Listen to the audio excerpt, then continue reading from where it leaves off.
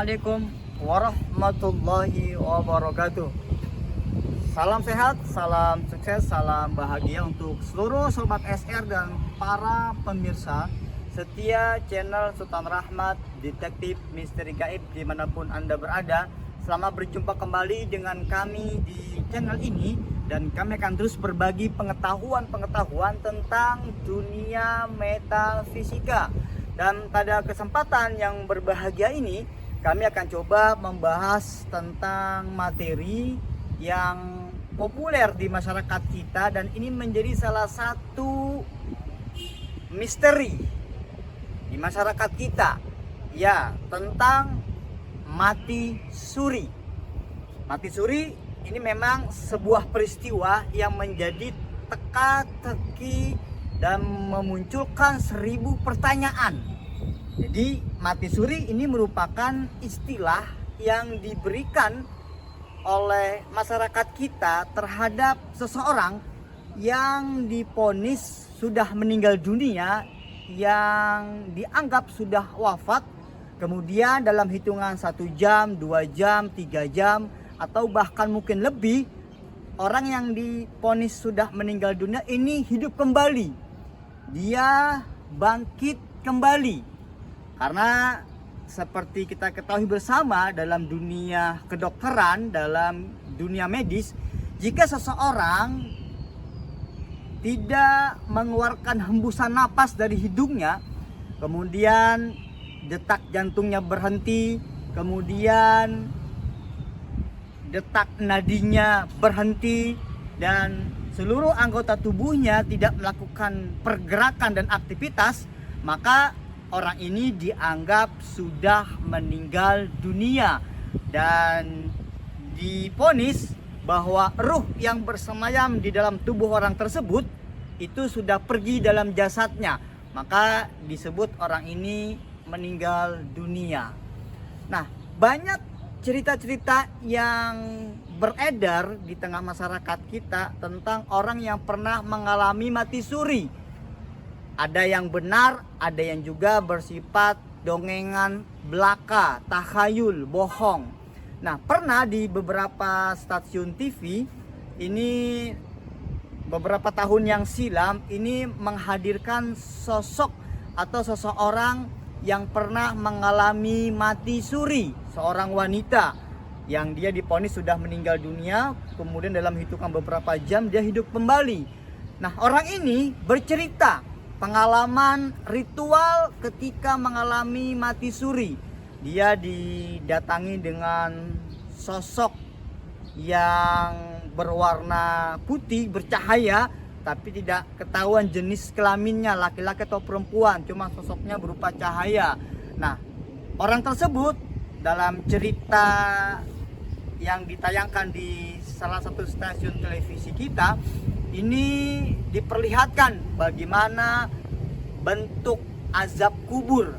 Ada orang-orang yang sedang disiksa, dibakar, dicambuk dan lain sebagainya. Kemudian orang ini diajak ke tempat yang indah dan lain sebagainya.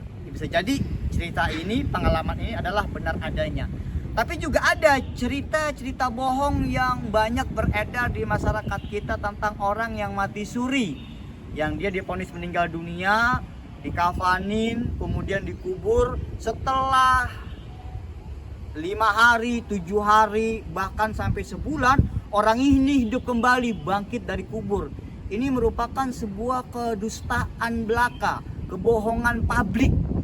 Sebetulnya secara logika tidaklah mungkin orang yang sudah dikubur sebulan, 7 hari, ini pasti kalaupun dia hidup ketika dikubur pasti akan mati beneran, karena tidak ada oksigen, tidak ada udara.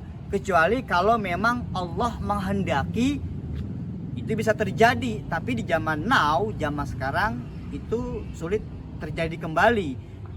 Dan memang pernah ada kisah-kisah dalam Al-Quran, di dalam surat Al-Kahfi. Coba Anda lihat bagaimana 7 orang pemuda yang Allah tidurkan selama 300 tahun. Dia masih tetap hidup, tidak makan, tidak minum. Nah, itu adalah kebenaran dan itu adalah nyata. Tapi kalau ada orang yang mengatakan mati suri, dikubur, hidup lagi setelah sebulan, 2 bulan, ini adalah sebuah dusta di atas sebuah dusta. Kita akan coba menjelaskan lebih dalam lagi tentang kondisi mati suri berdasarkan dunia medis dan dunia metafisika setelah berikut ini.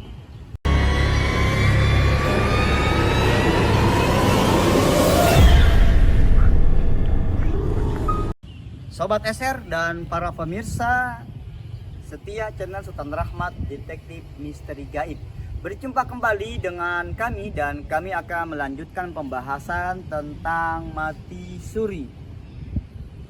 Mati suri dalam istilah kedokteran kita disebut sebagai NDI, Near Death Experience.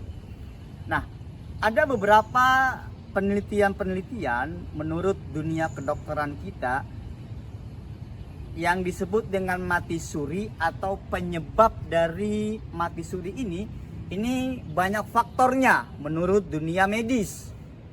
Nah, kami akan coba membahas dua faktor saja dari segi dunia kedokteran kita. Penyebab orang dinyatakan atau divonis mati suri ini, yang pertama dia mengalami hipotermia, yaitu menurunnya suhu badan manusia. Ketika menurunnya suhu badan manusia dalam jangka waktu yang cukup lama, maka akan menimbulkan gangguan-gangguan terhadap fungsi organ-organ tubuh. Maka jantung kita akan melemah, kemudian saraf-saraf kita akan melemah, hati akan melemah, dan organ-organ tubuh yang lainnya akan mengalami disfungsi, sehingga detak nadi, napas ini tidak terdeteksi ketika dilakukan sebuah pemeriksaan. Nah, yang kedua, di dalam dunia medis, penyebab seseorang mengalami sebuah peristiwa mati suri dikarenakan adanya kerusakan otak. Karena ketika kerusakan otak ini dialami oleh manusia, maka ada satu hormon yang dinamakan dengan hormon dopamin, yang salah satu fungsinya hormon dopamin ini adalah memberikan rangsangan reaksi terhadap fungsi dan aktivitas gerak tubuh manusia termasuk organ-organnya. Nah, ketika hormon dopamin ini tidak maksimal mengeluarkan hormonnya, maka akan berpengaruh kepada fungsi jantung, hati, dan lain sebagainya. Nah, ini alasan-alasan di dalam dunia medis tentang penyebab orang divonis mengalami peristiwa mati suri. Nah, yang kedua, kita akan coba membahas di dalam dunia metafisika tentang mati suri tersebut.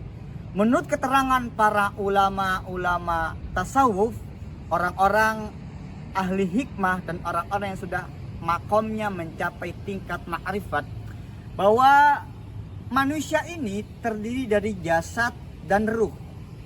Di dalam tubuh kita ada ruh. Nah, menurut keterangan para ulama tersebut, bahwa ruh itu ini terbagi-bagi. Ada ruh rahmani, ada ruh idofi, ada ruh ilahi, dan beberapa ruh-ruh lainnya. Jadi ada yang namanya roh pusat. Nah, setiap tangan ini kita mempunyai ruh, kaki punya ruh. Maka ketika tangan kita putus, kaki kita putus, ya kita akan tetap hidup, karena itu merupakan ruh cabang. Tapi kalau roh pusatnya yang diambil oleh Allah, oleh malaikatul maut, maka seluruh aktivitas kehidupan manusia dia akan mengalami kematian total.